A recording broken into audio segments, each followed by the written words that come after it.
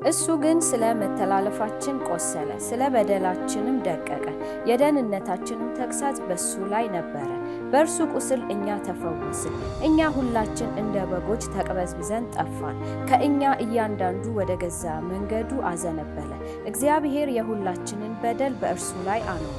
አድማጭ ተመልካቾቻችን እንኳን ለጌታችን ለመድኃኒታችን ለኢየሱስ ክርስቶስ የትንሣኤ በዓል መታሰቢያ በሰላም አደረሳችሁ አደረሰን።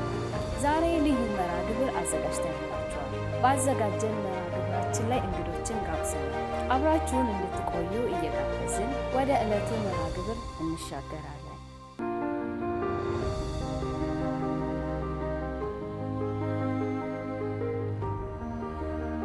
ውድ የከሳቴ ሚዲያ ተከታታዮቻችን በድጋሚ እንኳን ለጌታችን ለመድኃኒታችን ለኢየሱስ ክርስቶስ የትንሣኤ በዓል በሰላም አደረሳችሁ አደረሰን። እንግዲህ አሁን ደግሞ በእንግዳችን ቤት ተገኝተናል። እንግዳችን ራሳቸውን እንዲያስተዋውቁን ወደ እነሱ እንሄዳለን። እንኳን አደረሰዎት። እንኳን አብሮ አደረሰን። እሺ እንግዲህ ያው በዓልን አስመልክተን እዚህ እርስዎ ጋር መተን በዓልን ከእርሶ ጋር ልናከብር ነው እና ተመልካቾቻችንም በዓልን ከኛ ጋር ሊያከብሩ ነው። እንግዲህ ራስዎትን ያስተዋውቁን፣ ባለቤትዎትንም። እሺ ባለቤቴ ራሷን ታስተዋውቃለች። እኔ ስለ ራሴ ትንሽ ልናገር። ያው እንግዲህ በዚህ ዕለት እግዚአብሔር ስላገናኘን እንደዚህ መልካም ነገርን እንድንወያይ ስለፈቀደልን እግዚአብሔር የተመሰገነ ይሁን። እኔ ያው መርጌታ ጽጌ ስጦታው ነኝ። በቤቴ ተገኝታችሁ ይህን ፕሮግራም ስላዘጋጃችሁ ከልቤ አከብራችኋለሁ። አመጣጣችሁ በጣም ምስቅልቅል ያለ መንገድ ነው። እንግዲህ እናንተ ወይ ለዘላለም እንዳያሳየን ብላችሁ ይሆናል የመጣችሁት፣ አለበለዚያ ምን እንደምትውል አላውቅም። አየሩ ጥሩ ነው። ይህንን ብቻ ጥሳችሁ መጥታችሁ እዚህ ቤት ይህን ፕሮግራም ማድረጋችሁ ከልቤ አከብራችኋለሁ። ካሜራማኖችንም ሁላችሁን እንኳን አብሮ አደረሰን ነው የምለው። እኔ እንግዲህ መርጌታ ጽጌ ስጦታው ነኝ። በቤተ እምነት ደረጃ የኢትዮጵያ ኦርቶዶክስ ተዋሕዶ ቤተክርስቲያን እምነት ተከታይ ነኝ። ተሐድሶ ተብዬ ከቤተ ክርስቲያን ተገፍቼ የወጣሁ ነኝ። ስህተቶች አሉ፣ ጥፋቶች አሉ። ቤተ ክርስቲያን ልታስተካከላቸው የሚገባት የኑፋቄ ትምህርቶች አሉ። እነሱ በትውፊትም በልማድም በስርዓት መልክም ገብተው የክርስቶስን የማዳን ትምህርት የሸፈኑ የጋረዱ በትክክልም ኑፋቄም ክህደትም የሆኑ ሀሳቦች አሉ። እነሱ መታረም አለባቸው ብዬ እኔን የሚመስሉ ወንድሞቼ ጋራ ይህን ሀሳብ ስናቀርብ በጊዜው ሕዝብ ያፈረስን ቤተክርስቲያኒቱን ያንቋሸሽን የመሰላቸው እንግዲህ በመሪነት ደረጃም ጭምር ያሉ አባቶች ተሳስተሃል፣ አንተ ነህ መናፍቅ በማለት እኔን ለማረም እኔን ለመምከር ሞከሩ። እኔ ደግሞ የገበኝን እውነት ትቼ የእነሱን ሀሳብ መቀበል አልሆነልኝም። ያው በቤተ ክርስቲያኒቱ እንግዲህ ውሳኔ ተገፍቼ ወጥቻለሁ። ተገፍቼ ስወጣ ምናልባት መድረኩን ነው የሚያስለቅቁኝ፣ ሌላ ምንም አያስለቅቁኝም። የቤተ ክርስቲያን የአባልነቴን ካርድ ነው የሚወስዱት። ከልቤ ያለውን እውነት ሊወስዱት አይችሉም። ከልቤ ያለውን የክርስቶስን ነገር ሊወስዱት ኦርቶዶክስ ነኝ ካልኩ ኦርቶዶክስ ነኝ፣ ይሄ መብቴ ነው። ብቻ ምን አይነት ኦርቶዶክስ ነው እነሱና እኛ ቁጭ ብለን ብንነጋገርበት መጽሐፍ ቅዱስ ይመሰክርልናል። እና እኔ በዚያ መንገድ አቋሜን ስገልጽ ያው እንዳልሁሽ ገፉኝ፣ ወጣሁ። በዚያ ወቅት ደግሞ ከፍተኛ የወንጌል ንቅናቄም ነበረ፣ የመሰደድ ንቅናቄም ነበረ። እና ብዙዎቹ በቅርበት ያሉት እየተገናኙ ቡድን እየፈጠሩ ግንባር እየፈጠሩ እየተደራጁ መዘመርም ማምለክም ጀመሩ። አንዳንዶቹ ደግሞ በሰዓት የሚሰበስባቸው ያጡ በወጡበት ወደ ወንጌላውያን አብያተ ክርስቲያናት ተቀላቅለዋል።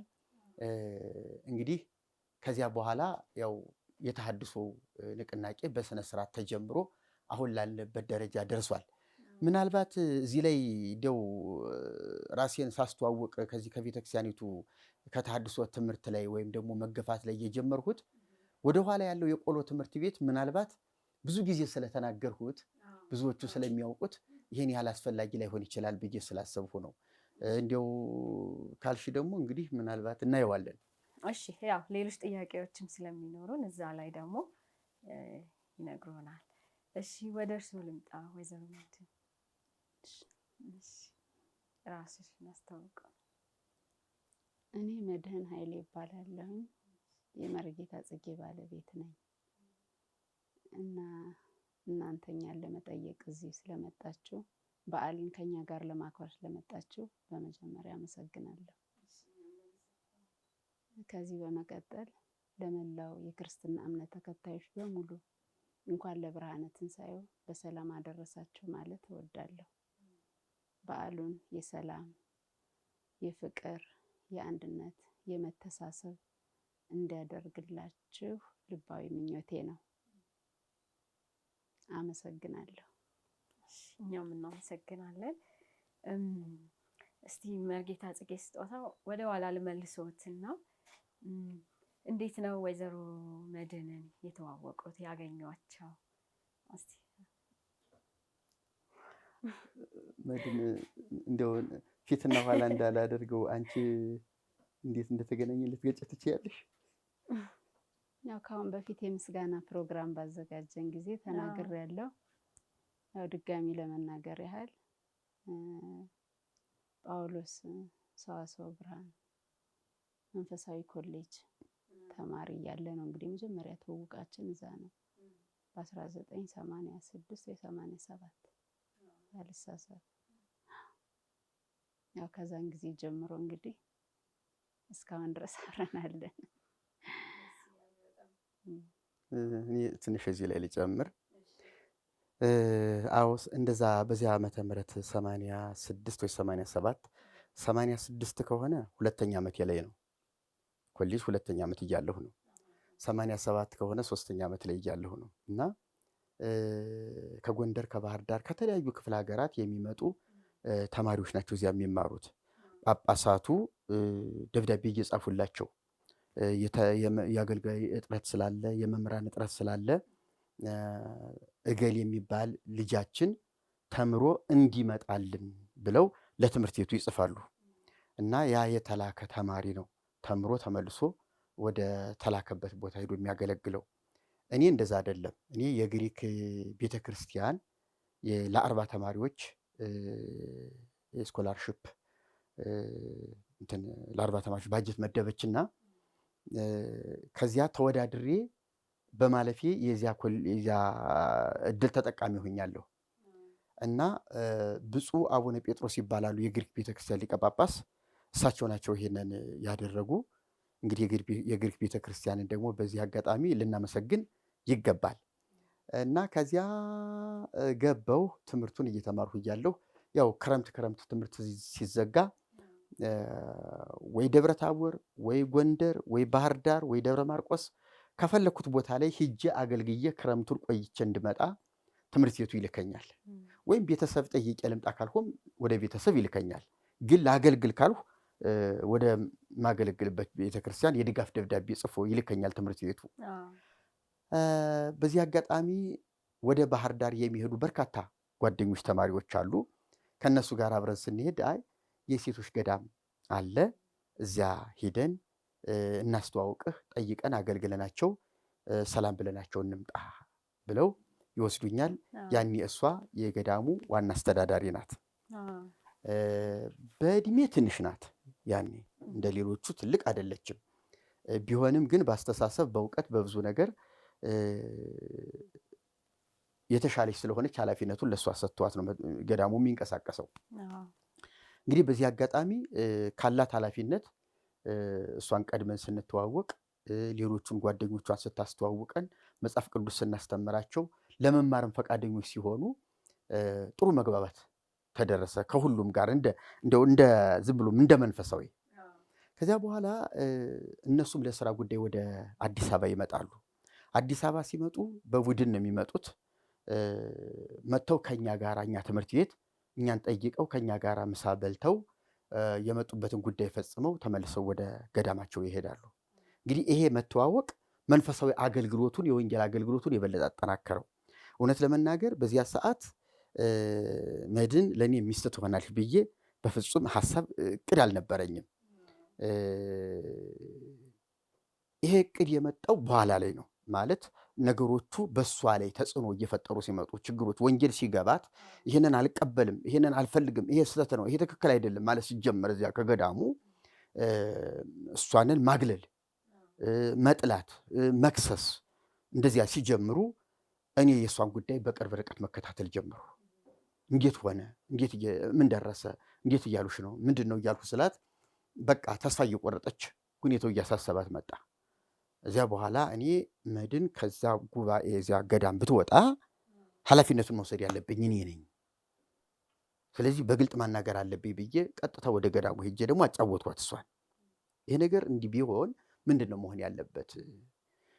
አይዞሽ እንዳትሳቀቂ፣ ከገዳም ወደ ገዳም ቀይሬ መኖር እችላለሁ ካልሽ ችግር የለም፣ እሱነንም ማመቻቸት ይቻላል።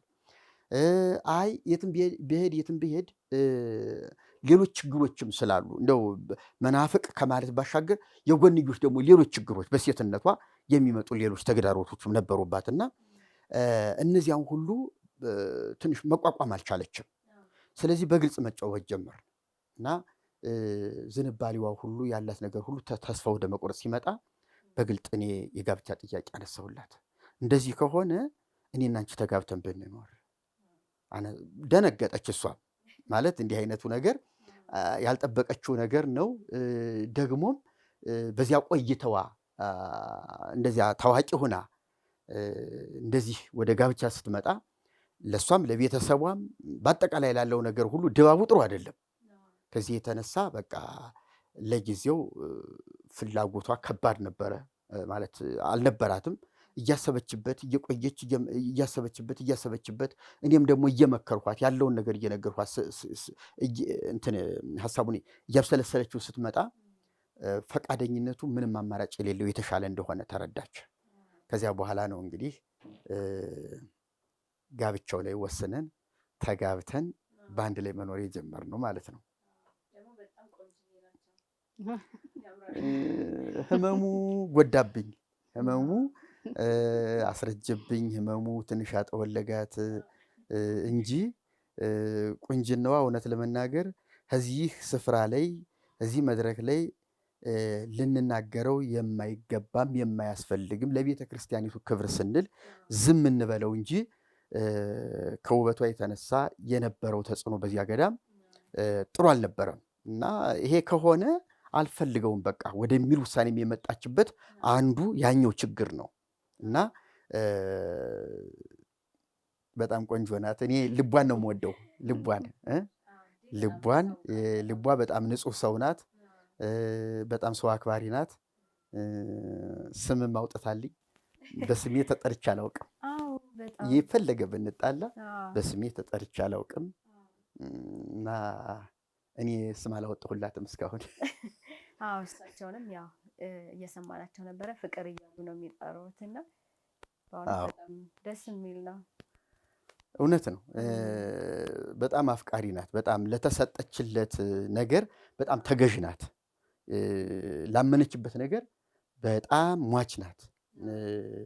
እኔ በዚያ ሰዓት ምንም የሌለኝ ለቤት ኪራይ የምከፍለው 300 ብር ለቤት ኪራይ የምከፍለው በሌለበት ጊዜ ነው የተጋባ ነው እና ኧረ እነዚህ ሰዎች ምን ሊሆኑ ነው? እንዴት ሊኖሩ ነው? የሚሉ የኔን ህይወት ያዩ ሰዎች ደግሞ ጭራሽ ከዚያ አምጥቶ ደግሞ በረሃብ ሊገላት ኧረ እንዲሁ ምን እናድርግ እየተባባሉ አሉ ወንድሞች እዚያው ከሳቴ ብርሃን ያው የሚያውቁ ከሳቴ ብርሃንን የሚያውቁ ሰዎች አንዱ አልጋ ገዛልን፣ አንዱ ቁም ሳጥን ሲገዛ፣ አንዱ ሌላ ያስቤዛ ነገር ሲያመጣ፣ አንዱ ምን ሲል ቀስ በቀስ የቤት ዕቃዎች እየተሟሉ መጡ። እንዳንጠግብም እንዳንራብም እግዚአብሔር በብዙ መንገድ እያስተማረ አሳደገን።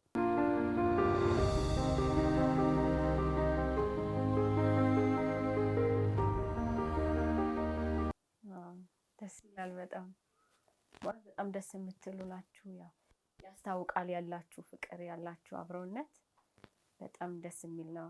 ለሌሎችም ትምህርት የሚሆን ነው። የቀረ ነገር አለ መሰለኝ? አይ ምንም የለም። በእውነት ስለ ፍቅራችን ምንም የምናገረው ነገር የለኝም። በእውነት እግዚአብሔር ይመስገን። እሱም በጣም በጣም ታላቅ ሰው ነው። እኔ ከፊቱ ላይ ነው ካሁን በፊትም ተናግሬዋለሁ። ከፊቱ ላይ ነው ብዬ ሳይሆን በጣም ለየት ያለ ሰው ነው።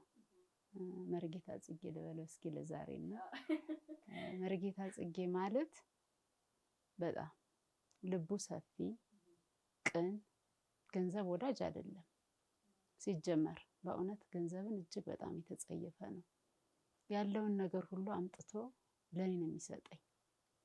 ምንም ነገር ባደርገው እኔ እንጂ እሱ ምንም የሚያውቀው ነገር የለም በገንዘብ ጉዳይ። እና ይሄ አንድ ትልቁ መስፈርት ነው ደግሞ ለትዳር ብዬ አስባለሁና ከዛ ደግሞ ሲቀጥል ዋናው መጀመሪያ ፍቅር ነው ያመጣኝ። ከዛ ሲቀጥል አሁን ያልኩሽ ስለ ገንዘብ ነገር ምንም ደንታ የለውም። ገንዘብ ኖረን አልኖረን አይጨነቅም። እሱም ስለማይጨነቅ እኔም አልጨነቅም። ያው እግዚአብሔርን ተደግፈን ነው እንጂ እኔ ስራ የለኝ፣ ያደኩ በገዳም ነው። ከዛ ስወጣ ብዙ ነገር እንደሚገጥመኝ አውቃለሁ። ግን ያ ሁሉ ሲሆን ይሁን ብዬ አምኜበት ነው የወጣው። ያን ችግርም ልጋፈጥ ነው የወጣሁኝ እንጂ እኔ ላግባብል ኖሮ ሌላ ከሱ የተሻለ ሰው ማግባት እችል ነበር በወቅቱ። ግን እኔ አልፈለኩም ያንን። በመልክም ነው አይደለም እኔ አልወጣኝም፣ በመልክ አልወጣኝም። እሱ የእግዚአብሔር ስራ ነው። እኔ እናንተ መቼም ራሳችን አልሰራንም፣ እግዚአብሔር ነው የሰራን። ስለዚህ አንተ መንቀፍም ሆነ ሌላ ማለት እግዚአብሔርን መንቀፍ ነው የሚሆንብኝ። እኔ እንደሱ አይደለም። አሜሪካ ቲኬት እንላክልሽ አሏት አሉ። በተመለከተ ነው አሜሪካ ሆነው ቲኬት እንላክልሽ፣ እንምጣና ይዘን እንውሰድሽ፣ እንዲህ በስም እንዲህ እናድርግልሽ፣ ቤት እንግዛልሽ፣ እንደዛ ይሁንልሽ አሏት ሁሉ አሉ። ሊያገቧት ማለት ነው። እውነት ለመናገር የቤተ ክርስቲያን አገልጋይ በትልቅ ማዕረግ ያሉም ሁሉ ትልልቅ ነጋዴዎች ሁሉ ይህም ብለዋታል። እንዲህ አሉኝ እያለች ሁሉ እኔን ነበር የምታማከረኝ። እና ሲደውሉ በጣም ደቂቃ እረፍት የለም። ይቅርታ በቃ ሞባይሉን አንተ ያዝና አንተ መልስ ስጣቸው ብላ ሞባይሉን ሰጠችኝ። አንድ ሰሞን ላይ ሞባይሉን እኔ ያዝኩት። ይደውላሉ፣ ሃሎ ስል ይደነግጣሉ፣ ይዘጋሉ። ሃሎ ሲል ይዘጋሉ። ይቅርታ ምድልዬ። እና እውነቷን ነው። በእርግጥ የገንዘብ ሱሰኛ አይደለሁም። እሷ ብትጠቀምበት ደስ ይለኛል። ሲኖርም ብዙም የለኝም ያለኝ ሰው ሁኛ አይደለም። እኔ እሷ እንድትኖርልኝ እሷ ጤና እንድትሆንልኝ ብቻ ነው የምፈልገው። እኔን ፈልጋ ከብዙ ነገር ተለይታ ይመጣች እኔን ፈልጋ ነውና እኔ ደግሞ ለሷ መሆን አለብኝ ብዬ ራሴን ደግሞ ለሷ ሰጥቻለሁ። አይ እውነት ነው። መርጌታ አስቋረጥከኝ ሳልጨርስ አለ ይገበታ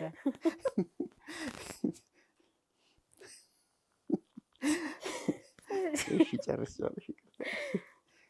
እና ፍቅር ነው ስለ እውነት ፍቅር ብዬ ያወጣሁለት እንዲሁ ዝም ብዬ አይደለም፣ ከልቤ ነው።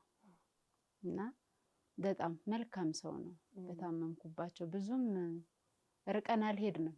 ስታመም እንጂ እንደው አንድ 5 ዓመት እንኳን አልቆየንም እኮ 4 ዓመት እንደቆየን ነው ህመሙ የተከሰተ። አንድ ላይ መኖር ከጀመራችሁ አንድ ላይ መኖር ከጀመርና 4 ዓመት ቆይተን 5ኛ ዓመት ላይ ነው ህመሙ የተከሰተ።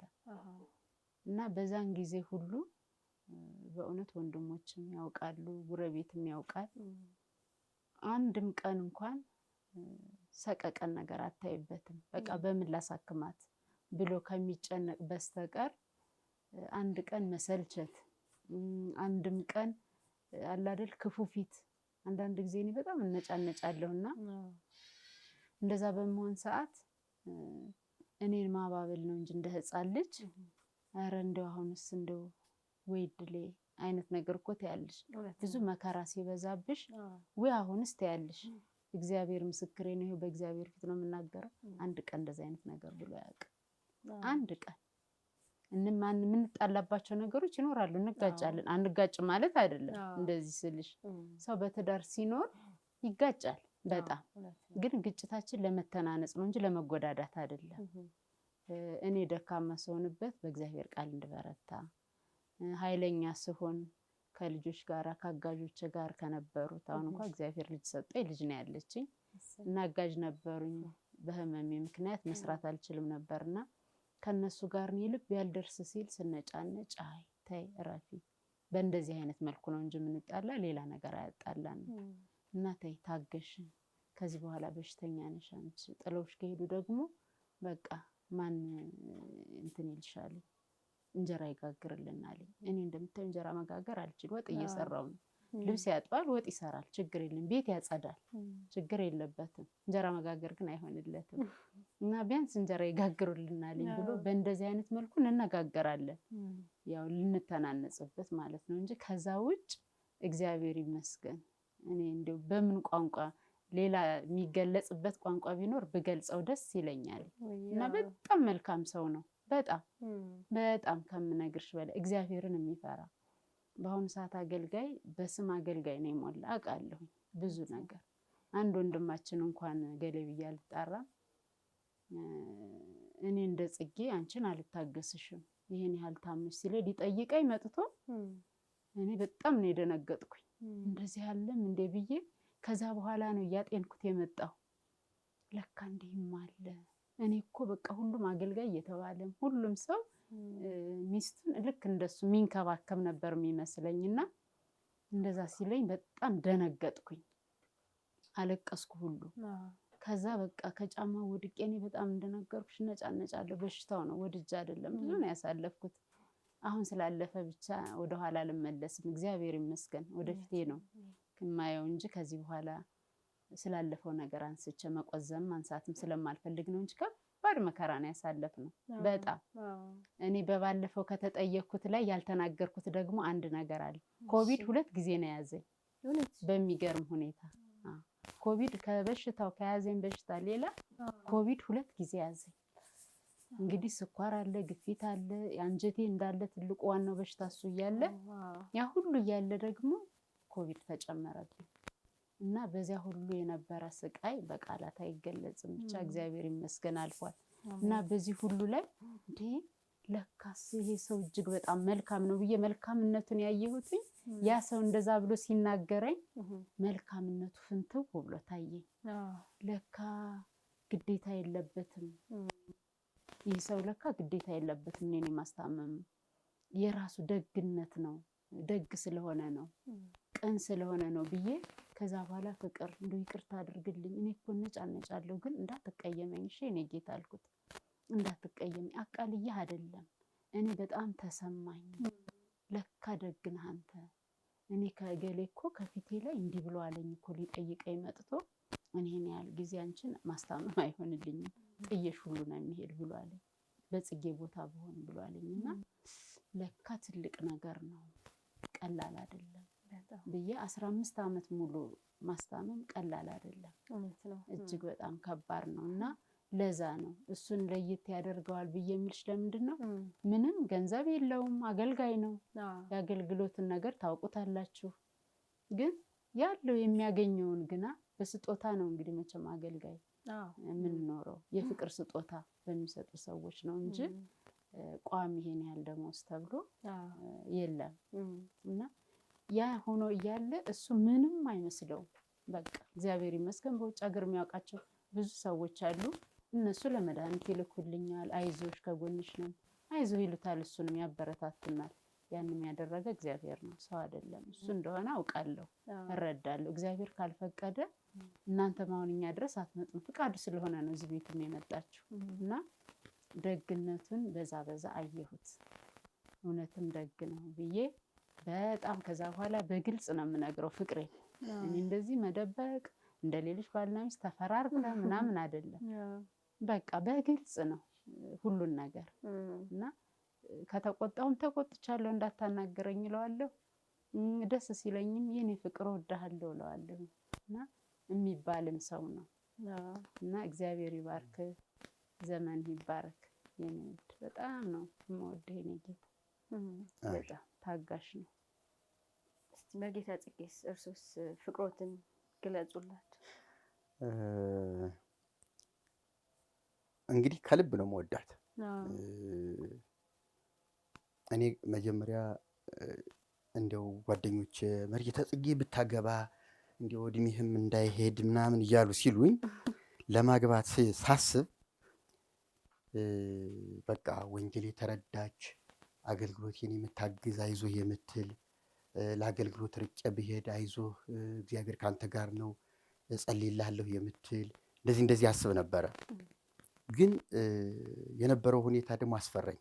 ምክንያቱም እነዚህ ወንጌል የገባቸው ወጣቶች ብዙ ጊዜ ኮንፈረንስ ጉባኤ ምናምን እንደዚህ ይወዳሉ እና ዛሬ እዚህ እንደዚህ አለ ወደዚህ አልሄድ፣ ነገ ደግሞ እንደዚህ ቦታ አለ እንደዚህ ሄዳለሁ እያለች ቤቱን ቸል የምትል ትሆናለች ብዬ ሁሉ ፈራሁ እውነት ለመናገር።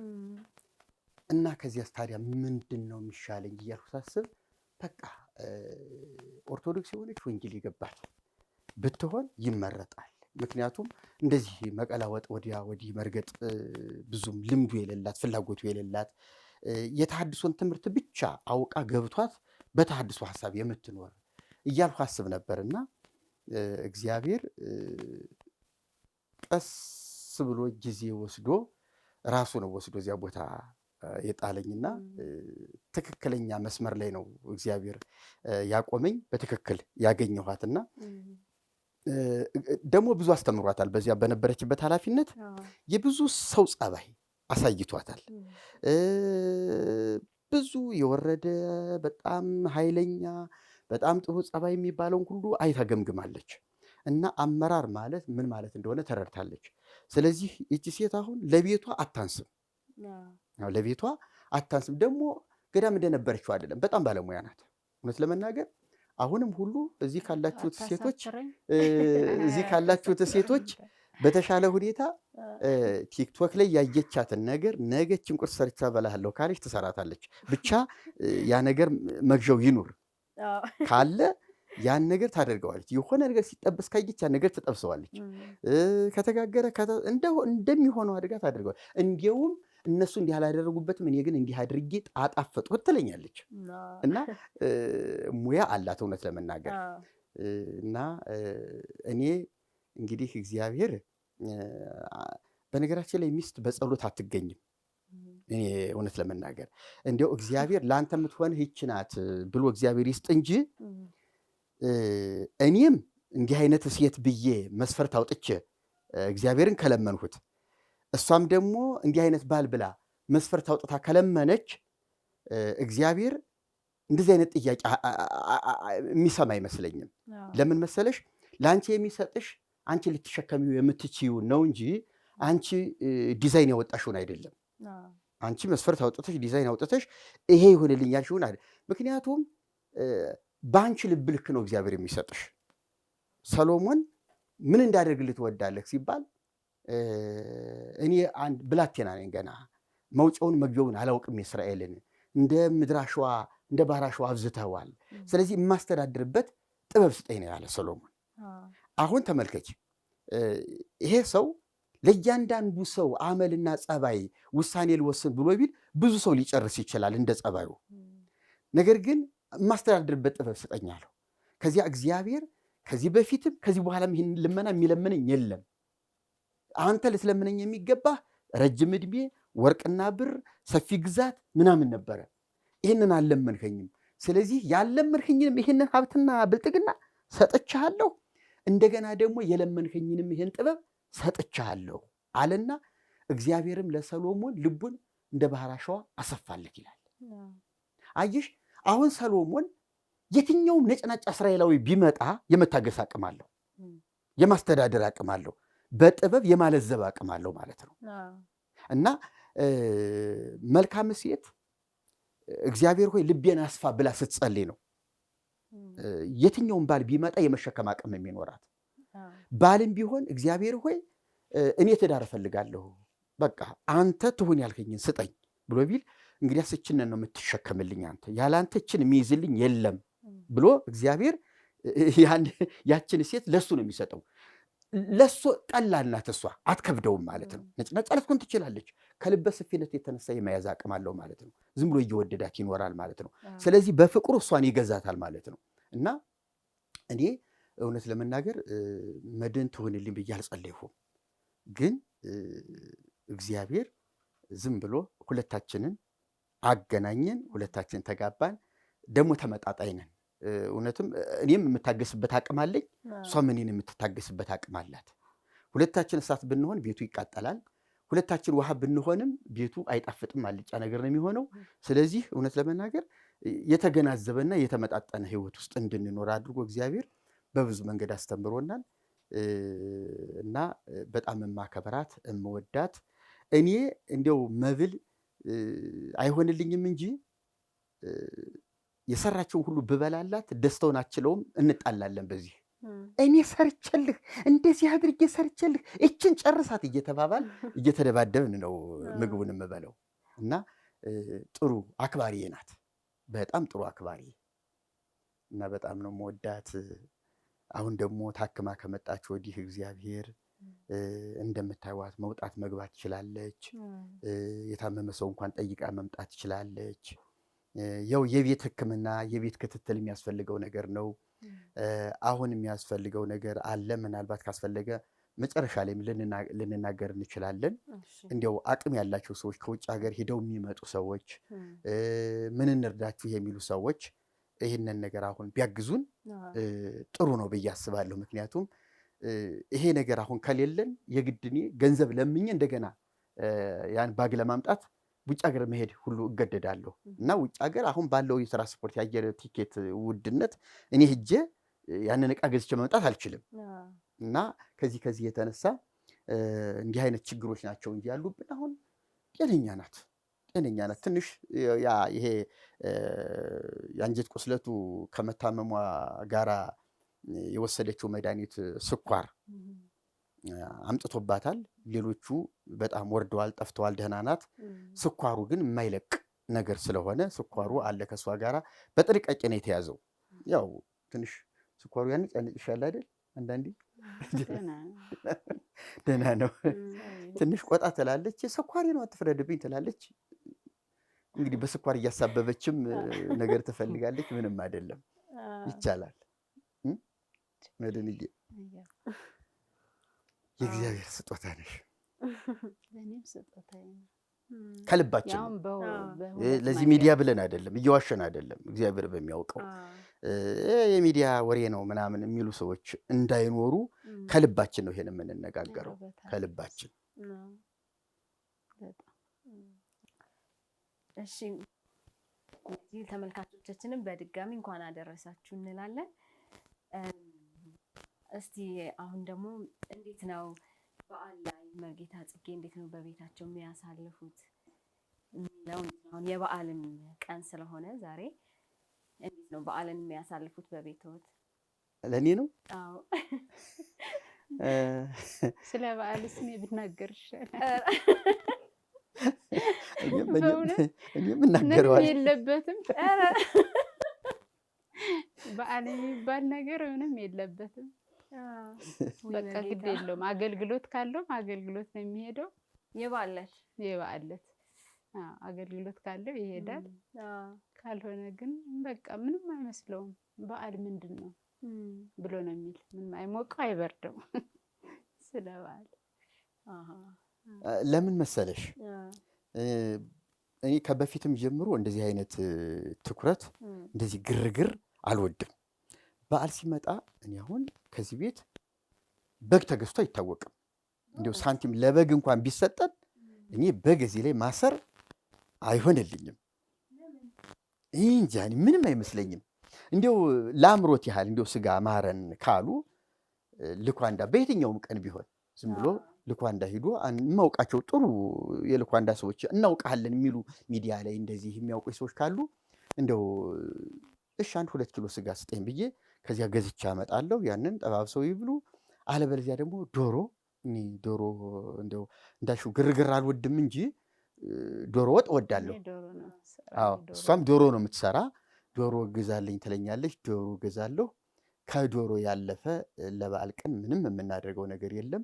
የሚገርምሽ ግን እኔ እንደው አለ አይደለ እንደው ሰው እንኳን ቢመጣ እንኳን አደረሳችሁ ሊል ቢመጣ በዓል ከእናንተ ጋር የሚሉ ሰዎች ቢኖሩ ለእነሱ ስንል ነው እኔ ያንን የማደርገው። እሷ እኔ ደስ ይለኛል ቢሆንላት ደስ ይላታል፣ ቢሆን ያ ነገር ቢሆን ደስ ይላታል። እና በተረፈ ግን እውነት ልንገርሽ አይደል ለምንድን ነው ሰው አሁን ጾም ተጾመ አይደለ? ጾም ተጾመ፣ 2 ወር ተጾመ።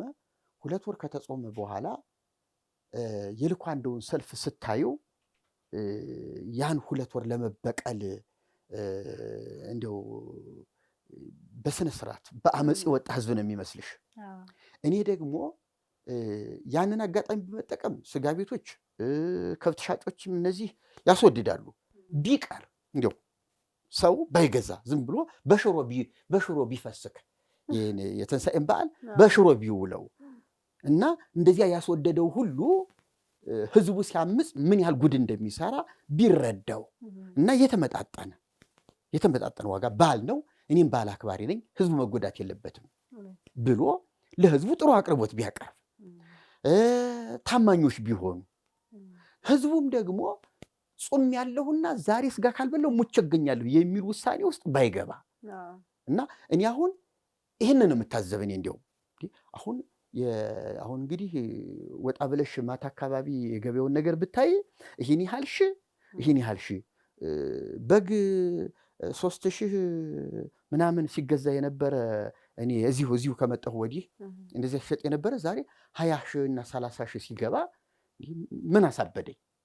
30,000 ብር እኮ እዚህ ቤት ብዙ ስራ አለው እና ለምን እውነት ለመናገር ዶሮስ ባይገዛ በቃ አይደለ ዝም ብለን እንደው ፍቅራችንን ጨዋታችንን ቡና ፍልተን ፈንዲሻ ምናምን አድርገን ይሄ ነው ጾማ ማለት እያልን የፈንዲሻ ጾማ እየበላን ብንውል ምን ችግር አለ? እኔ የቤት ደስታ ነው የምፈልገው እንጂ እንዲህ አይነቱን ነገር ብዙ አይሆንልኝም። ግን እሷን እንትን አከብራለሁ። ይሄን ነገር ግዛ ካለችኝ ያንን ነገር ሳንቲም ካለ አደርጋለሁ። በቃ ይህን ያህል ብር አለ ከእጄ ምን ትፈልጊያለሽ ስላት በቃ ይሄ ይሁን ካለች የእሷ ፕሮግራም ነው፣ በእሷ አደርገዋለሁ ይሆናል ማለት ነው። ከዚያ በተረፈ እኔ ጣጣ የለኝም። እኔ ልብስም ልበስ ብባል እውነት ቱታ ለብሼ ብውል ደስ ይለኛል። ቱታ ዝም ብሎ እዚህ በጓሮ ስቆፍር ብውል የፋሲካ ዕለት ደስ ይለኛል።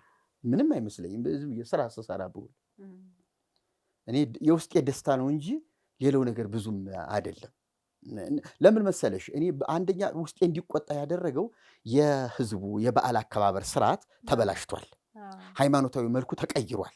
መንፈሳዊ ተልእኮውን ስቷል። ከዚህ የተነሳ እኔ በዚያ መንፈስ በዚያ ድባብ ለምንድን ነው እኔ ራሴ አብሬ ወከባ ውስጥ የምገባው? እና ያ ነገር ትንሽ ደስ አላሰኘኝም። እና ከዚህ የተነሳ ነው ብዙ ጊዜ ለዚያ ትኩረት የማልሰጠው እንጂ ሴቶች እርግጥ እንደዛ ነገር ይወዳሉ። አስተካክላለሁ ደግሞ ቀስ በቀስ። በጣም ደስ ይላል። እስቲ አሁን ደግሞ ጸሎተ ሐሙስና የትንሣኤ በዓል አከባበርን ከወንጌል አንጻር እንዴት ያዩታል እርስዎ? ጸሎተ ሐሙስ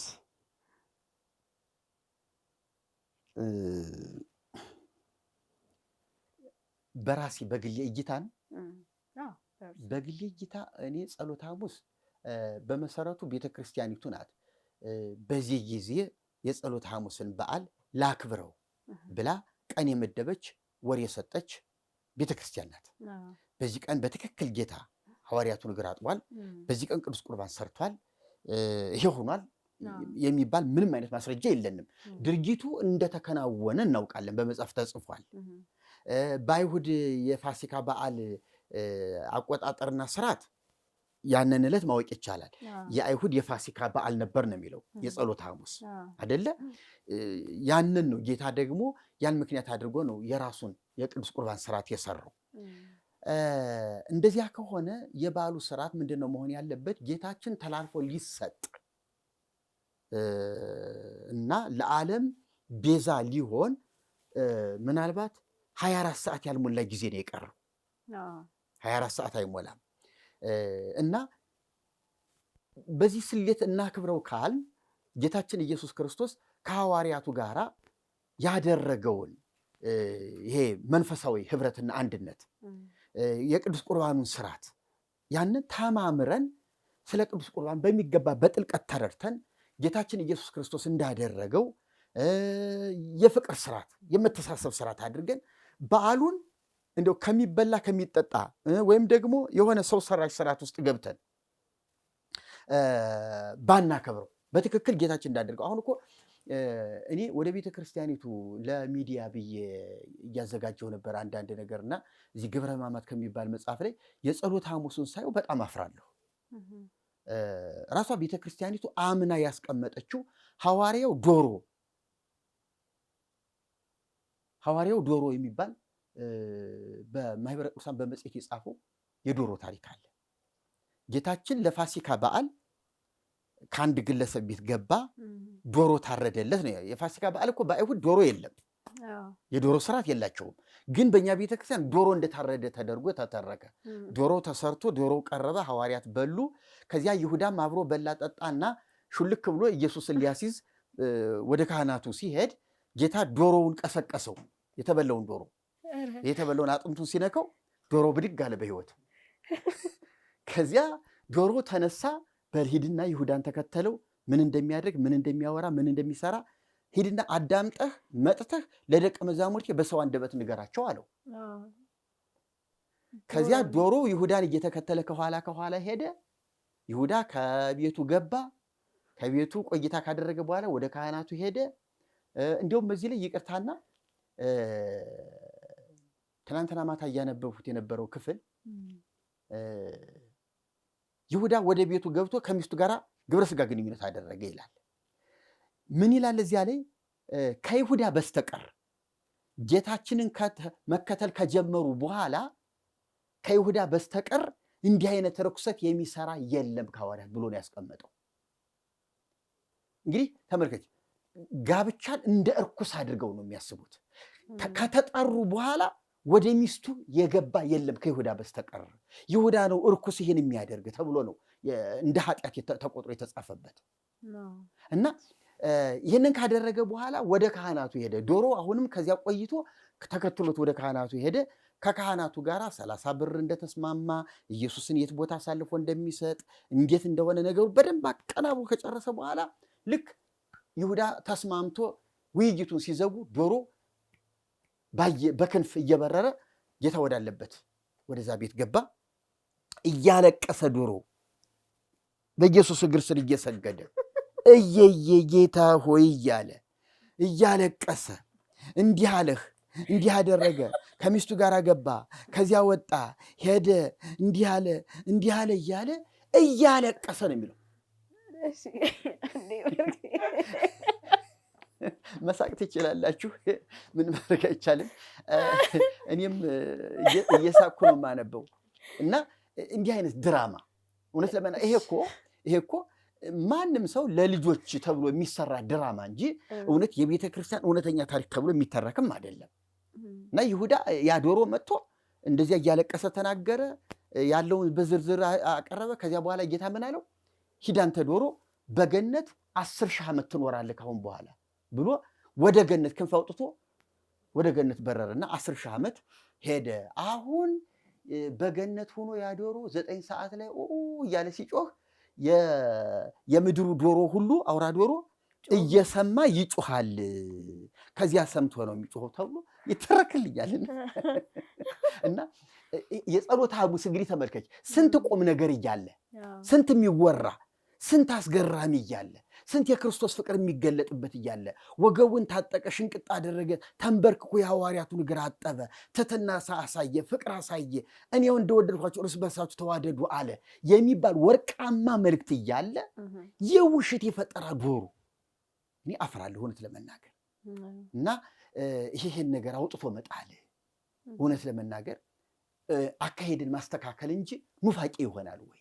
እና ጸሎተ ሐሙስ እንዲህ አይነት ዘግናኝ ነገርም አለ። በሌላ በኩል ግን ወርቃማ ነገሩ እንደተሐድሶ ጌታችን ኢየሱስ ክርስቶስ ይህንን እራት ከእናንተ ጋር ልበለው እመኝ ነበር ከብዙ ቀን ጀምሮ ብሎ አላቸው ሐዋርያቱን። ከዚያ በኋላ ምግብ ቀረበለት፣ ያተበላ ከፊቱ የነበረውን ዳቦ አንስቶ ግን ይህ ስለናንተ የሚቆረሰው ስጋዬ ነው። ጽዋውንም አንስቶ ባርኮ አመስግኖ ይህ ስለናንተ የሚፈሰው ደሜ ነው። ልብ የሚፈሰው እያለ ትንቢታዊ ንግግር ነው እየተናገረ ያለውና የፈሰሰው አይደለም፣ የተቆረሰው አይደለም፣ የሚፈሰው የሚቆረሰው እያለ የነገን ነው እየተናገረ ያለው። ስለዚህ ኢየሱስ ሐዋርያቱን ስለ ነገ ነው እያወራቸው ያለ እንጂ የያዘው ዳቦ ወይም ወይን ወደ ደመ መለኮትነት ስጋ መለኮትነት ተቀይሮ አይደለም።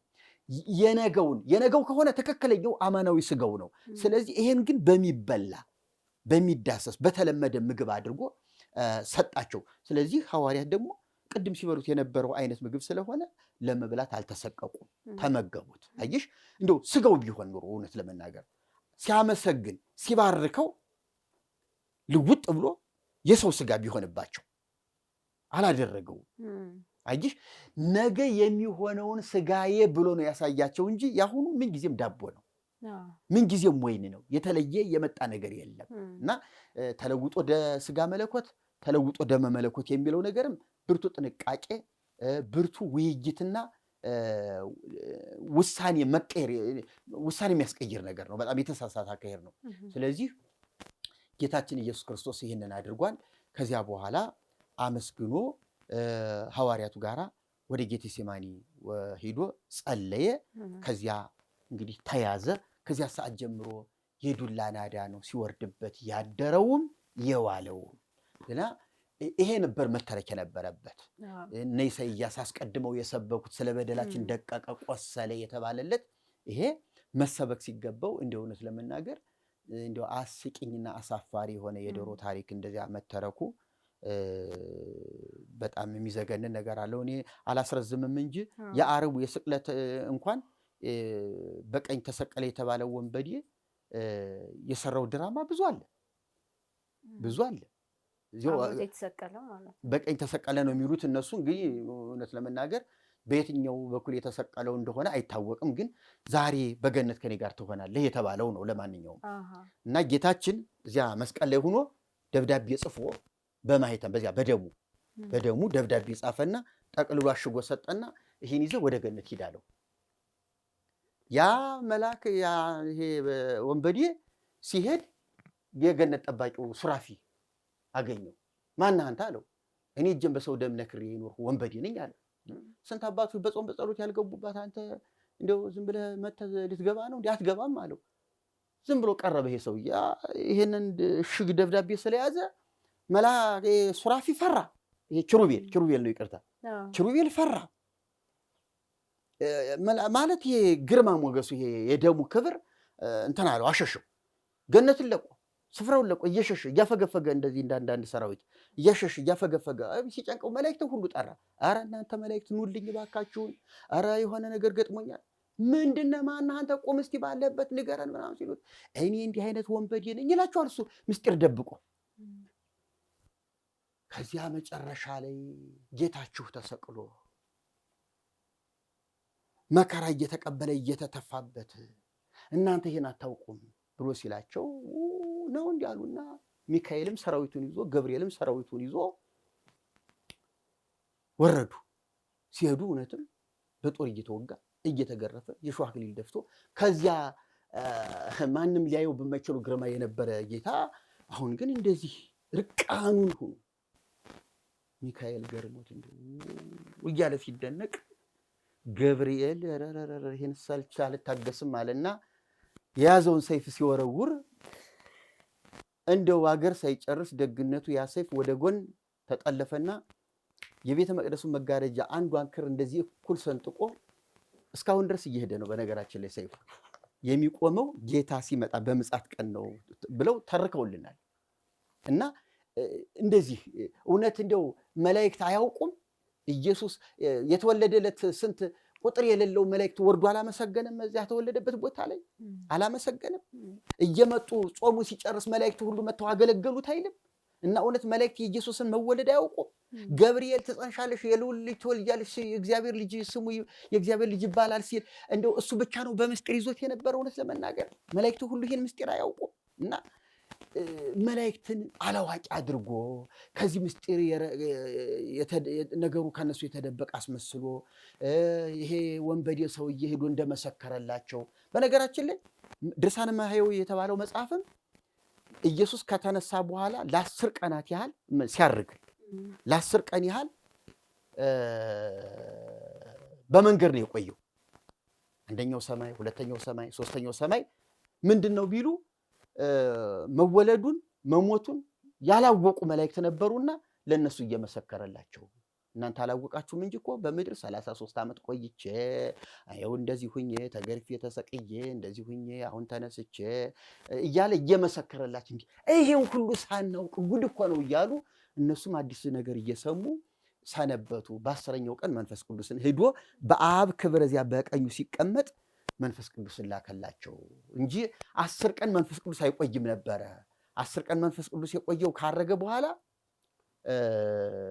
በመንገድ ስለሰነበተ ነው ብለው የኛ ሰዎች ተርከውልናልና ይሄን ፈንቶ ምን አለ ቢቀር ይሄ በዓል በዚህ መንፈስ አይደለም መከበር ያለበትና ይሄ ፈያታይ በቀኝ የተሰቀለው ሽፍታ የተባለው ሰውዬ እንደዚህ አይደለም ታሪኩ ስተት ነው። የዶሮም ታሪክ ስተት ነው።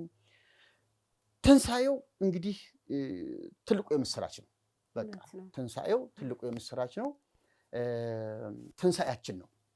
ትንሳኤያችን ነው። የክርስቲያን ትልቁ ተስፋውም ትንሳኤ ነው።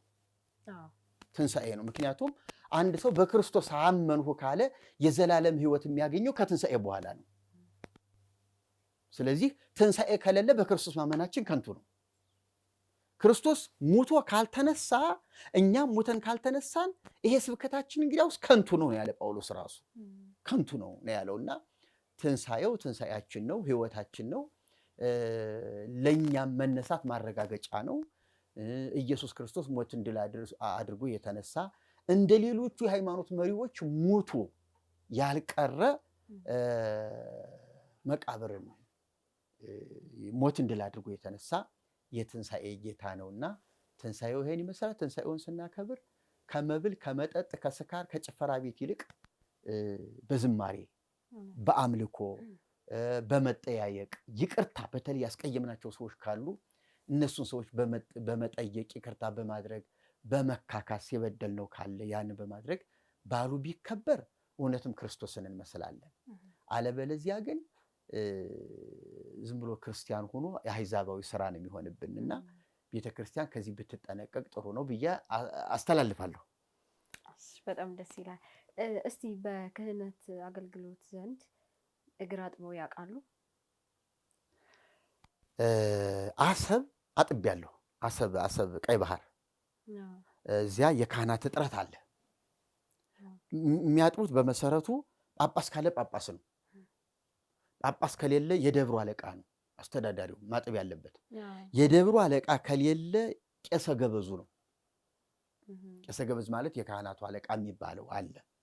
ቄሰ ገበዝ ከሌለ ደግሞ ከቤተ ክርስቲያኒቱ ካሉት ከካህናቱ ከአገልጋዮቹ የተሻለ ሙያ ያለው ካህናቱን በመሪነት የሚመራ መርጌታ የሆነ እሱ የማጠብ ግዴታ አለበት እና እዚያ አጥቤያለሁ።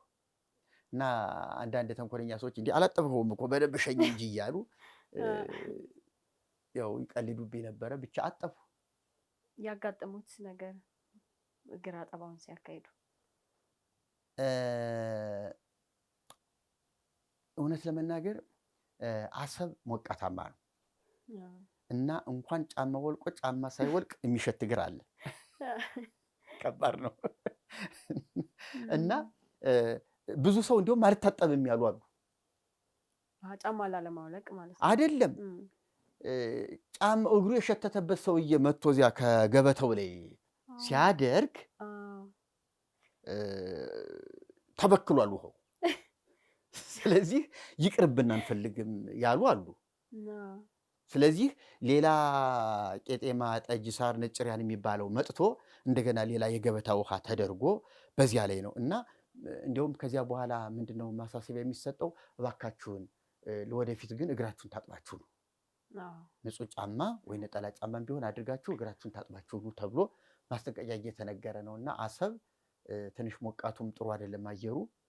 እንደዚህ አይነት ችግር አለ እና አንዳንድ ሰዎች ልክ ነሽ እግራቸው የሚሸትባቸውም ተሳቀው ሳይታጠቡ ይሄዳሉ። እጃቸውን ብቻ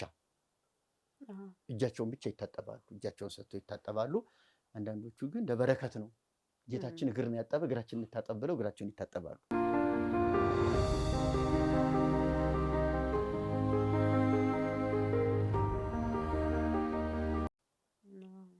በጣም ደስ ይላል። ጥሩ ጊዜ ነው እያሳለፍን ያለ ነው። በድጋሚ እንኳን ለጌታችን ለመድኃኒታችን ለኢየሱስ ክርስቶስ የትንሣኤ በዓል በሰላም አደረሳችሁ አደረሰን። እንግዲህ እንደዚህ አሁን በዓልን በመርጌታ ጽጌ ቤት እያከበርን ነው ያለ ነው። በጣም ጥሩ ጊዜ እያሳለፍን ነው። አሁን ደግሞ መርጌታ ጽጌ የተዘጋጀውን ዳቦ ይቆርሱልናል።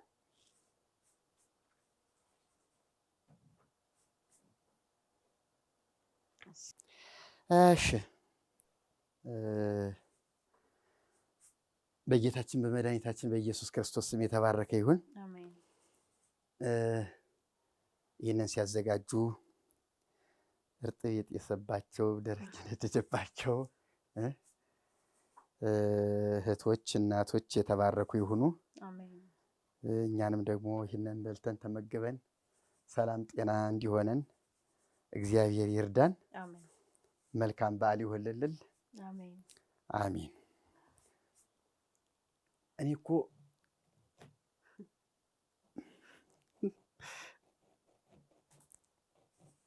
ከዚህ በኋላ እኔ አልቆርስም።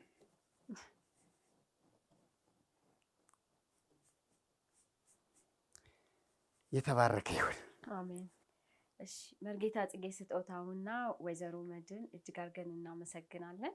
እንደዚህ በቤታችሁ በዓልን እንድናከብር ይህንን ዳቦ ደግሞ ወይዘሮ መድን ናቸው ጋግረው ለዚህ በዓል ያዘጋጁልን። በጣም እናመሰግናለን ወይዘሮ መድን። እሺ እናመሰግናለን።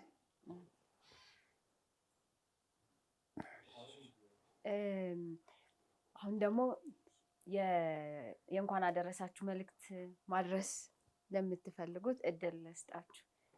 ከመርጌታ ልጀምር። እሺ በመጀመሪያ ካለንበት ከወደቅንበት አንገታችን ከደፋንበት ቀና እንድንል አይዟችሁ ከጎናችሁ ነን ያሉን በመላው ዓለም የሚገኙ ክርስቲያን ወገኖች የረዱን ያገዙን አሁን ሁሉ ምንድነው የሚጎድላችሁ እያሉ የሚጠይቁን ወገኖች ምንም እንኳን እንደው ከልማድ የዘለለ ባይሆንም ለዚህ የትንሣኤ በዓል እንኳንም በሰላም በፍቅር አደረሳችሁ ማለት እወዳለሁ። ሌላው ደግሞ የከሳቴ ብርሃን አገልጋይ ወንድሞች ከዋናዎቹ ጀምሮ እስከታች በደረጃ ያሉት እህት ወንድሞች አሉ። እነሱም ከጎኔ በመሆን በመጸለይ አይዞ በማለት በማበረታታት ሞራል ይሰጡኛልና ለነሱ ሁሉ ደግሞ እንኳን አደረሳችሁ ማለት እፈልጋለሁ። ከዚህ በተረፈ በየአገሩ ሆነው ፕሮግራማችንን የሚከታተሉ ደግሞ ፕሮግራማችንን የሚናፍቁ የከሳቴ ብርሃንን የሚዲያ አገልግሎት አንድም ሳያልፋቸው ሁሉንም እየሰሙ እያዳመጡ ወደ እውነት የሚመጡና የመጡ ወገኖችን እንኳን ለዚህ መንፈሳዊ በዓል እንደ ክርስቲያን ነው የምናገረው፣ እንደ ክርስቲያን እንኳንም ለዚህ መንፈሳዊ ታላቅ በዓል በሰላም አደረሳችሁ ነው የምለው። በስተመጨረሻ ግን ብዙ ፈተናን አልፋ ብዙ ሕመምን አልፋ አሁን የኔ ነገር አበቃለት ዛሬ ሌሊት ከተረፍኩኝ እድሜ ረጅም ነው እያለች ሞቷን ቀኗን ስትቆጥር የነበረችውን ውድ ባለቤቴን እንኳንም በሰላም በጤና ለዚህ ፕሮግራምና ለዚህ በዓል በሰላም አደረሰሽ ማለት እወዳለሁኝ። ልጃችንን ሰብለንም ከልብ እንደው ተንሰፍስፋ ታዝዛ ሳለቅስ አልቅሳ መድን ስታለቅስ አልቅሳ በጣም ተጨንቃ የማይሰራውን ከአቅሟ በላይ ሁሉ እየሰራች አብራን እየረዳችን ያለች ልጃችን ሰብለ እንኳንም ለዚህ ቀን በሰላም አደረሰሽ እላለሁኝ። ለሰብለ ከዚህ በኋላ ያለው ቀጣይ ረጅም የህይወት ጉዞዋንም እግዚአብሔር መልካም ህይወት መልካም የትዳር ኑሮ ሰጥቷት ድረናት ኩለናት ለወግ ለማዕረግ በቅታ ማየት እንፈልጋለን። እግዚአብሔር በሰላምና በጤና ያኑራት ማለት እፈልጋለሁ። ወይዘሮ መድንስ እንኳን አደረሰዎት ማለት እንኳን አደረሰ። እኔ በመጀመሪያ ልዑል እግዚአብሔርን በጣም አመሰግናለሁ። እነዛን አስከፊ ዘመናቶችን አሳልፎ ዛሬ ደግሞ እንደዚህ በመካከላችሁ ተገኝቼ በዓልን እንዳከብር የረዳኝ አምላኬን እግዚአብሔርን እጅግ በጣም አመሰግናለሁ። ከዚህ በመቀጠል የትንሣኤ በዓልም አይደል ለክርስትና እምነት ተከታዮች በሙሉ እና ደግሞ የዚህ ሚዲያ ተከታታይ የሆኑት የከሳቴ ብርሃን ተከታታዮችንም እንኳን ለጌታችንና ለመድኃኒታችን ለኢየሱስ ክርስቶስ የትንሣኤ መታሰቢያ በዓል በሰላም አደረሳችሁ እላለሁ። ከዚህ በመቀጠል ደግሞ አንድ እህት አለችኝ። እሷንም እንኳን አደረሰሽ እዚሁ አካባቢ ነው ያለች እና በጣም ወዳት እህቴ ናትኝ። እንኳን አደረሰሽ እላታለሁ። ወይዘሮ ብዙዬ ትባላለች። ቅድም አይታችኋታል። ስንገባ አይታችኋታል። እንኳን አደረሰሽ ለማለት እወዳለሁ። ቤተሰቦችንም ሁሉንም የኢትዮጵያን ሕዝብ በሙሉ እንኳን አደረሳችሁ እላለሁኝ። ከዚህ በፊት ማስቀደም ነበረብኝ። በእርግጥ በሀገር ውስጥም በውጭም ሀገር ስለኔ ጤንነት ተጨንቀው የጸለዩልኝ በገንዘባቸው በጸሎታቸው የረዱኝን ሁሉ እንኳን ለብርሃነ ትንሣኤው በሰላም አደረሳችሁ። ስማችሁን ገሌ ገሌ ብዬ ጠርቼ ስለማልዘልቀው ሁላችሁም መልእክቴ ለእናንተ ይድረሳችሁ። እናንተም ታውቁታላችሁና እንኳን ለጌታችን ለመድኃኒታችን ለኢየሱስ ክርስቶስ የትንሣኤ በዓል በሰላም አደረሳችሁ እላለሁ። አሜን። እኛም በጣም እናመሰግናለን። እኛም በድጋሚ እንኳን አደረሳችሁ እንላለን። እናንተን እስቲ መልእክት ማስተላለፍ የሚፈልጉት ካሉ መርጌታ ማስተላለፍ ይችላሉ። ማስተላለፍ የምፈልገው ከመጽሐፍ ቅዱስ ነው። እሺ፣ ከመጽሐፍ ቅዱስ መነሳት ይችላል? አዎ ይቻላል፣ ይቻላል። እንግዲህ መቼም ስለዚህ ቀን ታሪክ አልፎ ሌላ ነገር ማንበብ ሌላ ነገር መጥቀስ አይቻልም፣ ሁኔታዎችም አይፈቅዱም። ጌታችን ኢየሱስ ክርስቶስ እንደተጻፈለት ነው የሄደው ነው የሚለው። እንደተጻፈለት እንደተነገረለት ሄደ እና ግቡን መታ። አንድም ፕሮግራም አልተዛባበትም። በጊዜ ጥረት በሆነ አጋጣሚ በሆነ የጊዜ መጣበብ ኢየሱስ ክርስቶስ ያላደረገው ወይኔ ይህን ሳላደረገው ቀረሁ በጊዜ ጥረት ብሎ የሚጸጸትበት ነገር የለውም። ሁሉን ነገር ፈጽሟል። ሁሉን ነገር ፈጽሟል ጌታችንና ተፈጸመ አለ። ደግሞም በዮሐንስ ወንጌል ምዕራፍ 17 ላይ አባት ሆይ በምድር ላደርገው የሰጠኝን ስራ ፈጽሜ አከበርሁህ በማለት በትክክል እንደጨረሰ እንዳጠናቀቀ ተናግሯል። እና ጌታችን ኢየሱስ ክርስቶስ በአግባብ በፕሮግራም ሁሉን ነገር አጠናቆ ጨርሶ ደስ ብሎት የሚመተውን መጥቶ የሚያፈርሰውን አፍርሶ የሚያድነውን አድኖ የሚያፈልሰውን አፍልሶ የሚሾመውን የሚቀባውን ቀብቶ ሁሉን ነገር ጨርሶ ነው ኢየሱስ ክርስቶስ ስራውን ያጠናቀቀ እና እዚህ የሉቃስ ወንጌል ምዕራፍ 24 ላይ እንደዚህ የሚል አለ። ሴቶቹ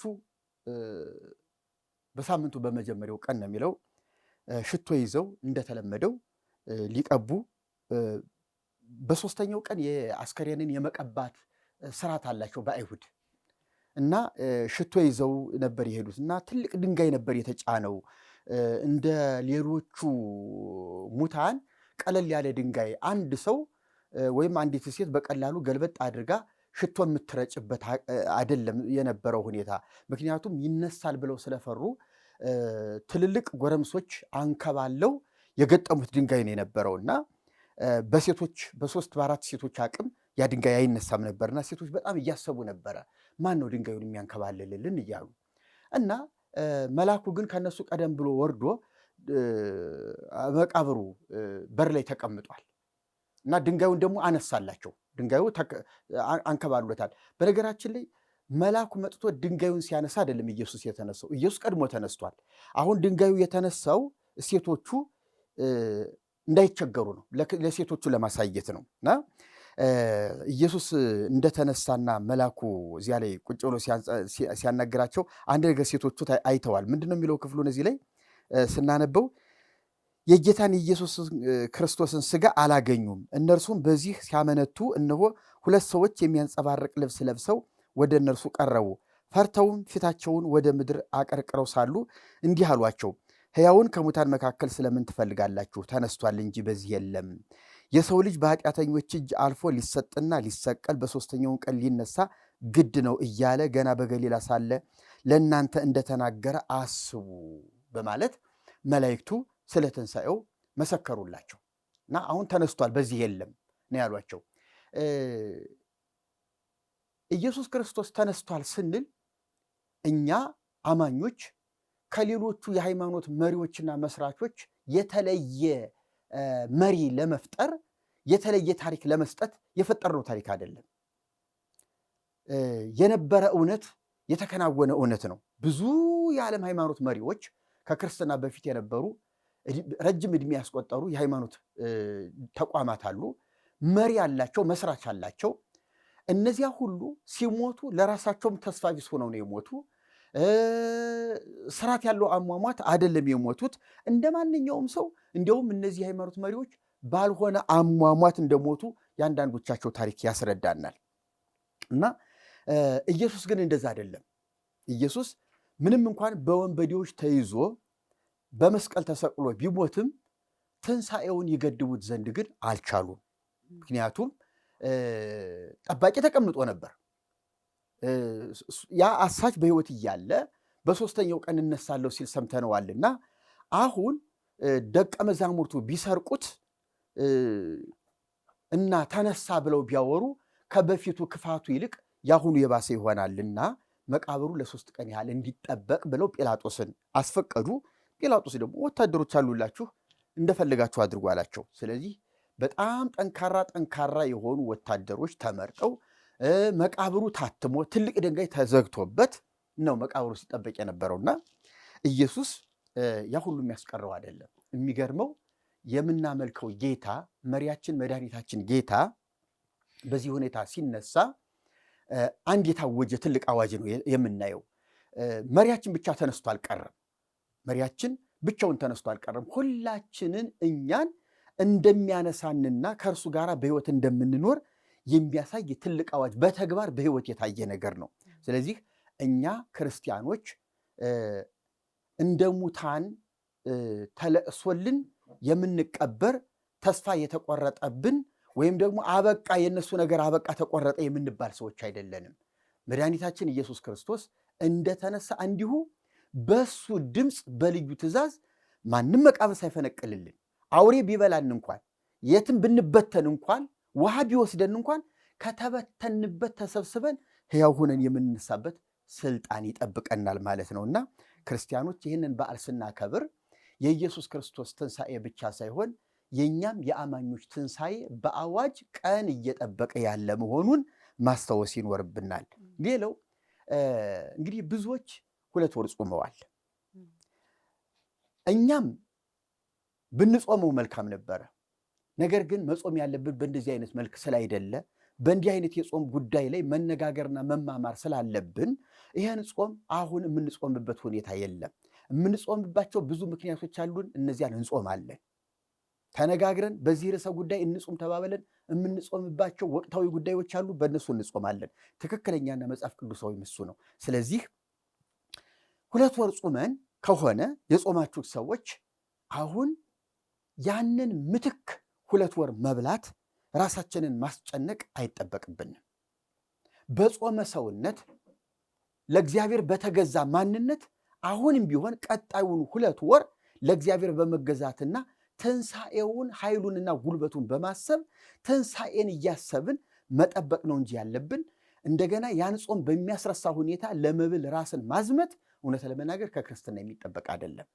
ይልቁንም ጭፈራ ቤት፣ አዳር ቤት፣ እንዲህ አይነት ዘፈን ቤት፣ መጠጥ ቤት ለትዳር እንቅፋት በሆነ ሁኔታ፣ ለጤና እንቅፋት በሆነ ሁኔታ ይህንን በዓል በዚህ ሁኔታ ማክበር የለብንም እና በዓሉን አግባብ ባለው መንገድ እንደ ክርስቲያን እናክብር የሚል መልእክት ነው ያለኝ። ወገኖች እግዚአብሔር ይባርካችሁ፣ የእግዚአብሔር ጸጋ ይብዛላችሁ፣ ተባረኩልኝ፣ መልካም የትንሣኤ በዓል ይሁንላችሁ እያልሁኝ መልእክቴን በዚህ አጠናቅቃለሁ። እግዚአብሔር ይባርካችሁ። እንግዲህ ይህንን በዓል ስናከብር የጌታችን የመድኃኒታችን ኢየሱስ ክርስቶስን ሞትና ትንሣኤውን ነው እያሰብን የምናከብረው እና ይህንን በዓል ስናከብር ለሌሎች ከኛ በታች የሆኑ ሌሎች ወገኖቻችንን ጭምር እያሰብን ቢሆን መልካም ነው። ያለው በየቤቱ ሲበላ ሲጠጣ፣ ሌሎች ደግሞ ምንም የሌላቸው አሉና እነሱን ጭምር እያሰብን ብናከብር መልካም ነው ብዬ እላለሁኝ። ከዛ ውጭ ደግሞ በዓለም ሁሉ ያላችሁ በኢትዮጵያም ያላችሁ ወገኖቼ በጸሎት አስቡኝ፣ አትርሱኝ። ድሮም እንድድን ብዙ ነገር መስዋዕትነት ከፍላችሁ ዛሬ እዚህ ለመድረስ ምክንያቴ ከእግዚአብሔር በታች እናንተ ናችሁና ከዚህ በኋላም ደግሞ ባግ ያስፈልገኛል። ይህንን ሳልናገር አላልፍም። ምንም በዓል ቢሆን ያው አንዱ ትልቁ ችግሬ ነው። ባግ ከሌለ እኔ በህይወት መኖሬ በጣም ከባድ ነው እና የሚመቻችሁ ሰዎች ከውጭ ሀገር ስትመጡ ባግ ይዛችሁልኝ ብትመጡ ብዬ ለማሳሰብ ደግሞ እወዳለሁኝ። እዚህ ሀገር አይገኝም ባጉ። እኛ ሄደን ለመግዛት ደግሞ አሁን በጣም ከባድ ነው። ውስብስብ ያለ ነገር አለና ፓስፖርታችንም አልታደሰም። እንደገና ደግሞ ያን ማሳደስ አለብን ብዙ ነገር ስለሚጠይቅ፣ እነሱ ግን እዛ ስላሉ የሚመቸኝ ከሆነ ባጉ ቢልኩልና ለኔ በጣም ትልቅ ነገር ነው። ለህይወቴ መቀጠል ትልቅ ወሳኝነት አለው ባጉ። አንድ ባግ ለ7 ቀን ብቻ ነው የምጠቀመው። ከዛ ከ7 ቀን በኋላ ያፈሳል። ከ7 ቀን በኋላ መጠቀም አይቻልም። ከባድ ነው እና በእግዚአብሔር ፍቅር ነው ይህንን ስጠይቃችሁ። የምትችሉ ይህንን ብታደርጉልኝ በጣም ደስ ይለኛል። አንዳንድ አማራጮችንም በእርግጠኛም እየፈለግን ነው። ከዚህ ግን ስትመጡ እንደዚህ ክርስቲያን ወገኖች ይህንን ባግ በየአካባቢያችሁ ካለ ብታመጡልኝ በእግዚአብሔር ፍቅር ጠይቃችኋለሁ። ለመላ ኢትዮጵያ ሕዝብ መልካም የትንሣኤ በዓል ይሁንላችሁ። አመሰግናለሁ። እኛም እናመሰግናለን። መርጌታ ጽጌና ወይዘሮ መድን እንደዚህ የበዓል አዘጋጅታችሁ እዚህ ጋብዛችሁን እንደዚህ ጥሩ ጊዜ እንድናሳልፍ ስላረዳችሁን እጅግ አድርገን እናመሰግናለን። መልካም በዓል ይሁንላችሁ እንላለን። እንግዲህ ተመልካቾቻችን እስካሁን የነበረን የበዓል ፕሮግራም ይሄን ይመስል ነበረ። እንዲሁም የከሳቴ ሚዲያ የምትከታተሉ ሁሉ መልካም በዓል ይሁንላችሁ እንላለን። መልካም ጊዜ